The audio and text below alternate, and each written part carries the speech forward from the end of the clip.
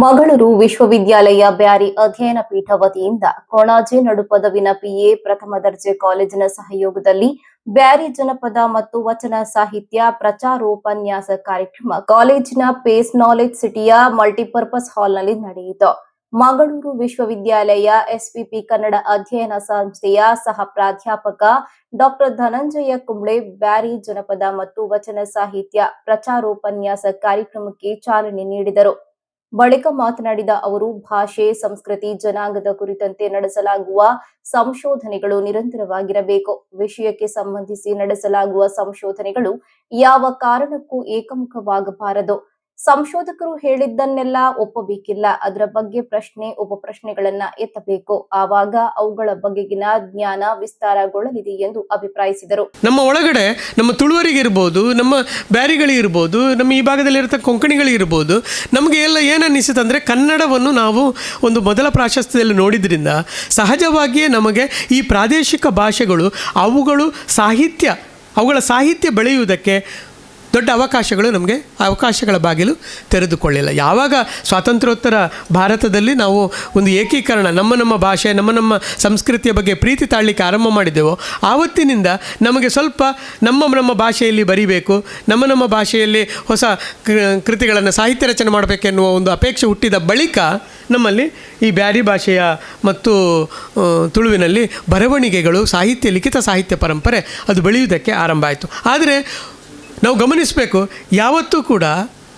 ಯಾವ ಭಾಷೆಗೆ ಲಿಖಿತ ಸಾಹಿತ್ಯ ಪರಂಪರೆ ಹೆಚ್ಚಿಲ್ವೋ ಆ ಭಾಷೆಯಲ್ಲಿ ಬಹಳ ಅಮೋಘವಾಗಿರುವ ಜನಪದ ಸಾಹಿತ್ಯ ಇದೆ, ಬಹಳ ಅಮೋಘವಾದ ಜನಪದ ಸಾಹಿತ್ಯ ಇದೆ. ಅಂದರೆ ನಮ್ಮ ಪ್ರತಿಯೊಂದರ ಜೊತೆಗೂ ಒಂದು ಹಾಡು ಇದೆ.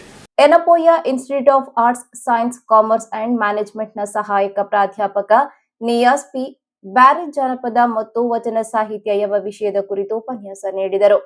ಅವರ ಮೆಂಟಾಲಿಟಿ എന്തായിട്ട് കുപ്പമ്മൻ്റെത് ചെല്ലിങ് എത്ര പെട്ടെന്ന് എന്ത് ആക്കിയിട്ടെടുക്കുന്നു, ഇംഗ്ലീഷ് പഠിപ്പിച്ചിട്ടെടുക്കുന്നു, അപ്പോൾ സക്സസ് അങ്ങനെ വേണ്ടാന്നല്ല, വേണമല്ല ഇംഗ്ലീഷും ഫസ്റ്റ് മദർ ടങ് പഠിപ്പിക്കുന്നു.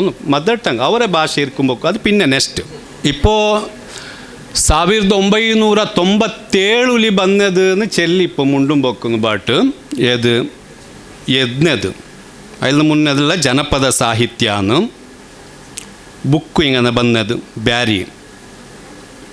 1983 ರಹೀಮ್ BC ರೋಡು ಕ್ಯಾಸೆಟ್, ಪಾಟ್ನೆ ಕ್ಯಾಸೆಟ್ ಎಲ್ಲ ಬಂದಿನಿ.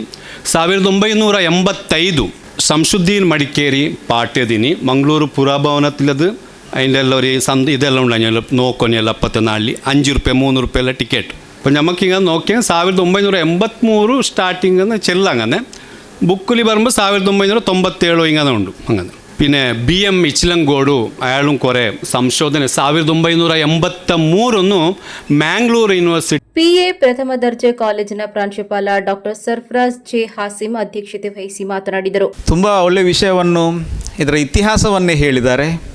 ತುಂಬ ಅಧ್ಯಯನ ಕೂಡ ಅವರು ಮಾಡಿದ್ದಾರೆ. ಕನ್ನಡ ಪ್ರಾಧ್ಯಾಪಕರಾಗಿ ಕೂಡ ಅವರಿಗೆ ಎಲ್ಲ ಭಾಷೆಯ ಮೇಲೆ ಒಂದು ಅತ್ಯಂತ ಪ್ರೀತಿ ಗೌರವ ಇದೆ. ನಾವು ಇವತ್ತು ನಂಗೆ ಇಪ್ಪ ಕೇರಳ പോയിങ് അവിടെ മലയാളം വിട്ടത് ಬೇರೆ ഭാഷ ഇല്ല. ഞങ്ങൾ അവിടെ പോയിങ്ങും ഞങ്ങൾ എന്തു വേണ്ടി അങ്ങ് മലയാളത്തിലೇ ചെല്ലರೆ ನಂಗೆ ಅರ್ಥ ಆಡ್ರಿ, ನಂಗೆ ಅದು ಅರ್ಥ ಹಾಕೋಣ. ಕರ್ನಾಟಕ ಜನರು ತುಂಬ ಸೌಮ್ಯವಂತರಂತ ಹೇಳ್ಬೋದು. ಅವರು ಇಲ್ಲಿ ಬಂದು ಮಲಯಾಳ ಮಾತಾಡಿದರೆ ನಾವು ಮಲಯಾಳ ಅಥವಾ ತಮಿಳು ಅಥವಾ ಹಿಂದಿ ಗೊತ್ತಿಲ್ಲದಿದ್ದರೂ ಕೂಡ ನಾವೊಂದು ಪ್ರಯತ್ನ ಮಾಡ್ತೇವೆ. ಅದು ಮಲಯಾಳಿಗಳ ಒಂದು ಅವರ ಭಾಷೆಯ ಮೇಲೆ ಅತ್ಯಂತ ಗೌರವ ಅಂತ ಕೂಡ ಹೇಳ್ಬೋದು. ಇನ್ನೊಂದು ರೀತಿಯಲ್ಲಿ ಕರ್ನಾಟಕದ ಜನತೆ ತುಂಬ ಸೌಮ್ಯವಂತರು ಕೂಡ ಹೇಳ್ಬೋದು. ಸೊ ಇಂಥ ಒಂದು ಸನ್ನಿವೇಶದಲ್ಲಿ ನಾವು ಈಗ ಬ್ಯಾರಿ ಮಕ್ಕಳು ಎಲ್ಲ ಕಾಲೇಜುಗಳಲ್ಲಿ ಇದ್ದಾರೆ, ಒಳ್ಳೆಯ ಒಂದು ಸಂಖ್ಯೆಯಲ್ಲಿ ಕೂಡ ಇದ್ದಾರೆ. ಸೊ ಎಲ್ಲ ಕಾಲೇಜುಗಳಲ್ಲಿ ಒಂದು ಬ್ಯಾರಿ ಸಂಘ ಅಂದರೆ ಈಗ ಕನ್ನಡ ಸಂಘ ಇದೆ, ಹಿಂದಿ ಸಂಘ ಇದೆ. ಅದೇ ಥರ ಬ್ಯಾರಿ ಅಧ್ಯಯನ ಪೀಠದ ಸಂಯೋಜಕ ಡಾಕ್ಟರ್ ಅಬುಬಕರ್ ಸಿದ್ದಿಕ್ ಪ್ರಾಸ್ತಾವಿಕ ಮಾತುಗಳನ್ನಾಡಿದರು. ಮುಖ್ಯ ಅತಿಥಿಗಳಾಗಿ ಪೇಸ್ ನಾಲೆಜ್ ಸಿಟಿ ಇದರ ಎಜಿಎಂ ಶರ್ಫುದ್ದೀನ್ ಪಿಕೆ, ಪೇಸ್ ಕ್ಯಾಂಪಸ್ನ student dean doctor Syed Ameen Ahmed ಮತ್ತು ಪಿಎ ಕಾಲೇಜಿನ ಮೆಕ್ಯಾನಿಕಲ್ ಇಂಜಿನಿಯರಿಂಗ್ ವಿಭಾಗದ ಪ್ರೊಫೆಸರ್ ಡಾಕ್ಟರ್ ಅಬ್ದುಲ್ ಶರೀಫ್ ಭಾಗವಹಿಸಿದ್ದರು.